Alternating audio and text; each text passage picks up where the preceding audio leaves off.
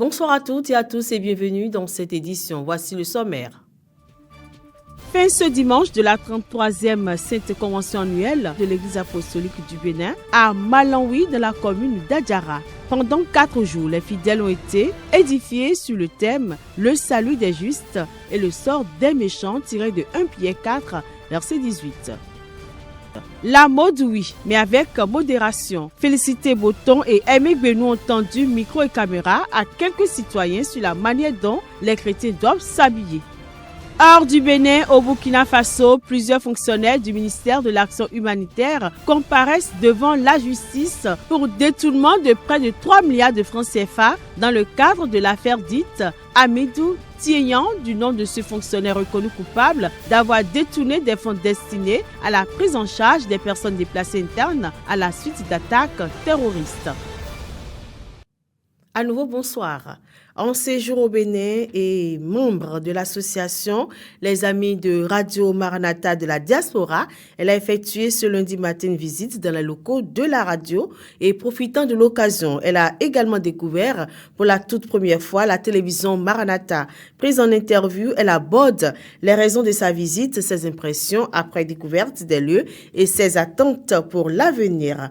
On suit cette dame-là au micro de Félicité Botton et Credo Defli. Ce qui m'a motivé à faire ce déplacement, c'est parce que c'est l'amour du Seigneur, l'amour du Christ, parce que Dieu même, il nous a aimés le premier.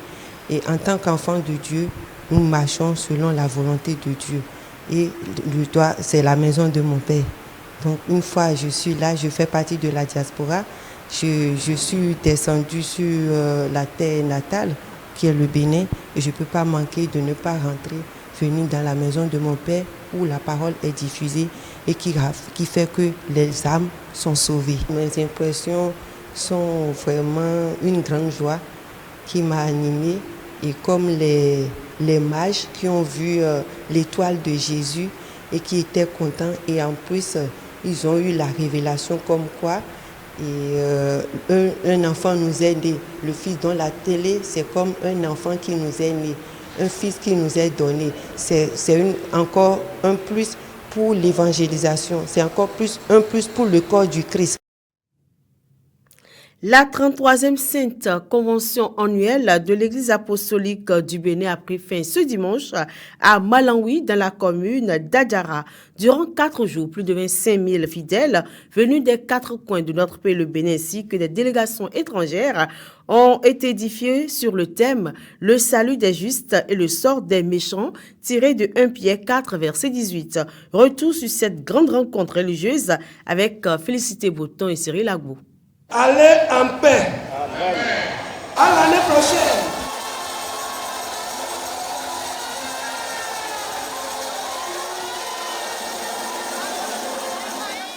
Clap de fin ce dimanche à Malanwi pour la 33e convention annuelle de l'Église apostolique du Bénin. Pendant 4 jours, des milliers de fidèles venus de toutes les régions du pays et des délégations du Togo, du Nigeria et du Ghana ont communié dans la prière, l'adoration et l'écoute de la parole de Dieu.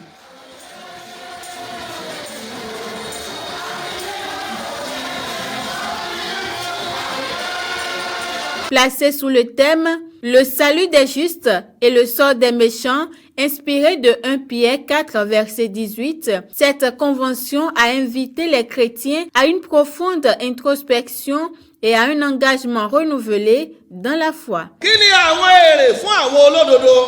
est donc la rétribution des justes? Ils appartiennent à Dieu et s'ils le prient, Dieu exauce leur prière.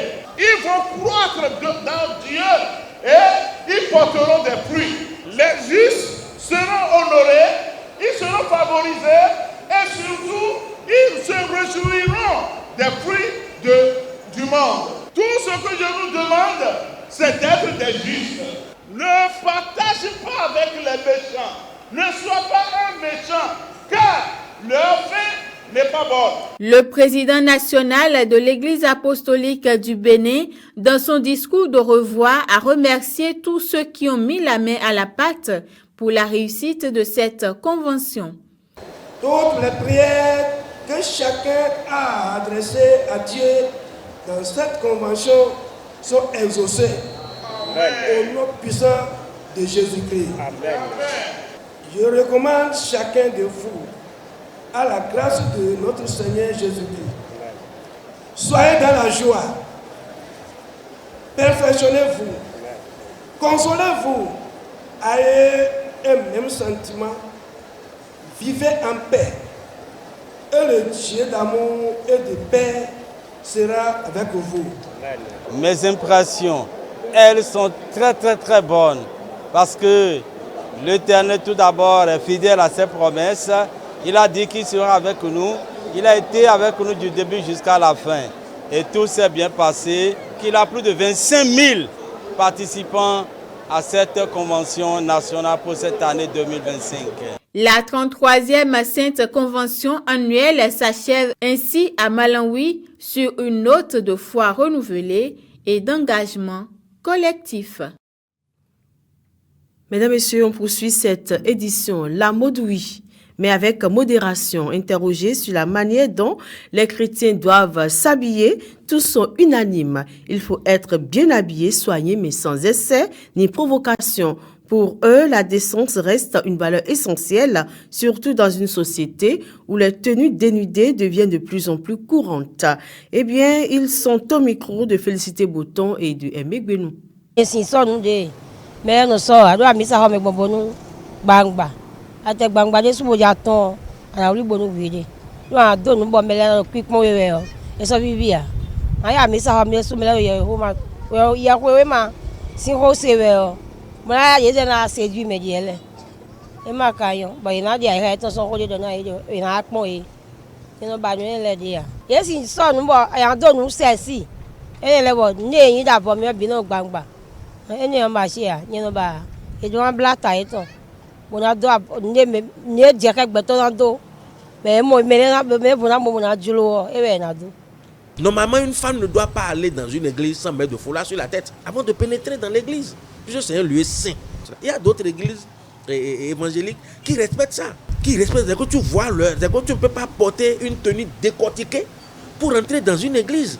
Tu ne peux pas porter mini-jupe ou bien pantalon pour aller dans une église. Quand tu vas même à l'église, tu ne vas même pas arriver à suivre ce que le prêtre dit. Parce que la femme qui est peut-être devant toi, là, les cheveux qu'elle a fait, ça t'attire déjà. Ce qu'elle a porté, parce qu'elle a laissé son corps un peu décortiqué derrière, tu regardes ça là, mon frère, tu ne peux pas suivre l'Eucharistie. En tant que chrétienne, il faut t'habiller de manière très décente. D'accord? Donc, ça ne sert à rien de porter un habit pour dire que tu fais la publicité et tu exposes ton corps.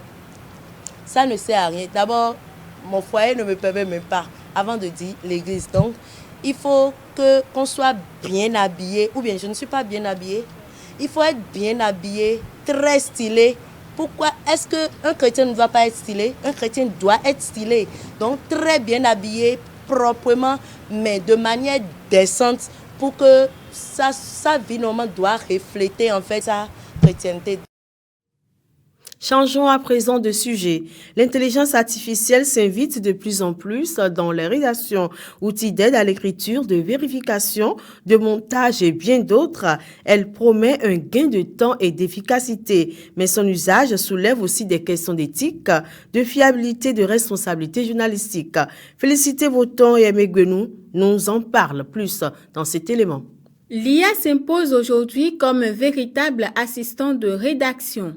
Elle permet de gagner du temps sur des tâches chronophages, transcription d'interviews, analyse de données, documentation rapide.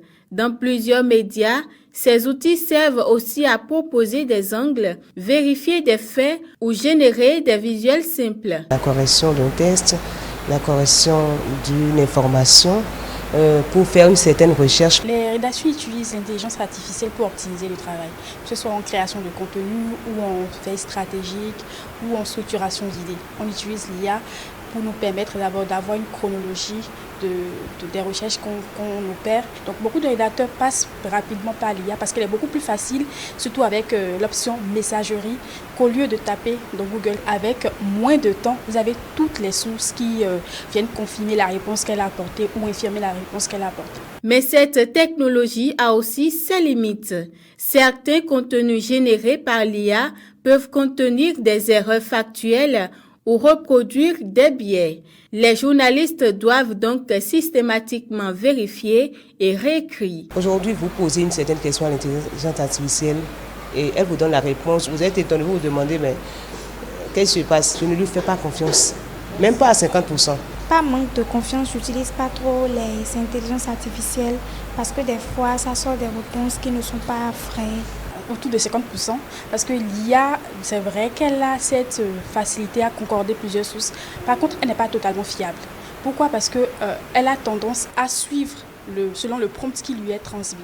L'IA peut aussi uniformiser les productions et réduire la créativité si elle n'est pas utilisée avec discernement.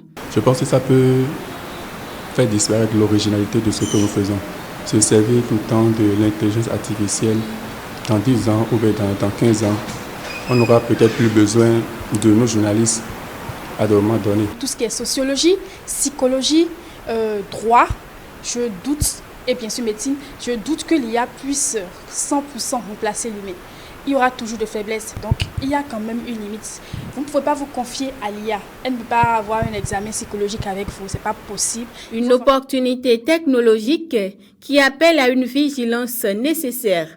Toutefois, la responsabilité éditoriale et la créativité restent, elles, entièrement humaines. Allons à présent hors du Bénin, en interactualité en RDC, au sud de Kivu, la FC M23, prêt à se retirer du virage sous condition. Au Burkina Faso, des fonctionnaires sont accusés d'avoir détourné des fonds destinés aux déplacés. Puis l'Union européenne renonce au tout électrique en 2035 et autorise une part limitée de voitures thermiques. Le monde en bref, c'est avec Némi Dera.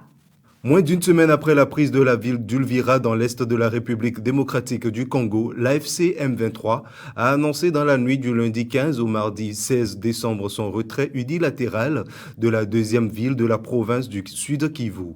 L'AFC M23 a unilatéralement retiré ses forces de la ville d'Ulvira à la demande des États-Unis, peut-on notamment lire dans un communiqué publié par le mouvement rebelle. Alors que celui-ci a poursuivi son avancée dans la région ces dernières semaines, ses dirigeants présentent cette décision comme une mesure de confiance au soutien du processus de Doha.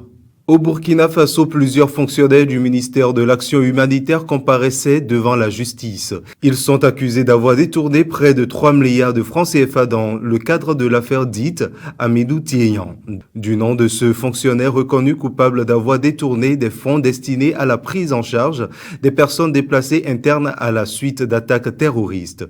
Pour le parquet, le recours constitue une manœuvre dilatoire visant à retarder le procès qui avait toutefois été renvoyé au début de l'année 2026. Selon le procureur, les sommes détournées étaient destinées à la prise en charge des personnes déplacées internes et l'auraient été par le biais de dépenses ou actives fictives, de surfacturation des dépenses de manutention ou encore de l'usage à des fins personnelles du carburant destiné aux activités du ministère. L'an dernier, Amidou Tiéyan a été reconnu coupable et condamné à 11 ans de prison ferme en appel. C'est à cette occasion qu'il a remis au procureur une liste de complices présumés, aujourd'hui poursuivis devant la justice. Le sort des voitures thermiques en Europe devrait être fixé ce mardi 16 décembre 2025 avec la présentation par la Commission électorale de son plan pour l'automobile. Sous pression des constructeurs européens et de plusieurs pays membres, Bruxelles pourrait revenir sur l'interdiction de la vente des voitures neuves à essence à partir de 2035. Voilà plusieurs mois que la Commission subit le lobbying intense des constructeurs européens qui réclament davantage de flexibilité pour la transition vers le tout électrique. Les industriels craignent de ne pas être prêts à temps et de perdre face à leurs rivaux chinois déjà en tête dans ce domaine. Les États membres, eux, restent très divisés sur la question. Si Rome et Berlin demandent tous deux un changement de cap immédiat pour protéger l'industrie européenne menacée par la baisse des ventes et la concurrence chinoise, l'Allemagne défend également ses intérêts industriels. C'est tout pour cette édition. Merci pour votre attention. À demain, par la grâce de Dieu.